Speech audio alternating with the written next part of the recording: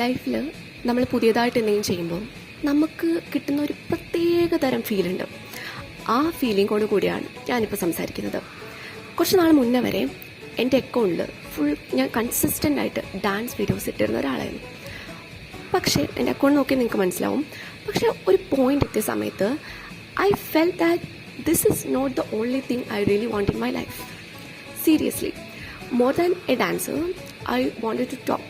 എനിക്ക് ആളുകളോട് സംസാരിക്കുന്നത് ഭയങ്കര ഇഷ്ടമാണ്. ഡാൻസ് എന്ന് പറയുന്നത് എൻ്റെ ഒരു സൈഡ് മാത്രമാണ്. അതിനേക്കാളൊക്കെ ഉപരി ഞാൻ നന്നായിട്ട് സംസാരിക്കുന്ന ഒരാളാണ്.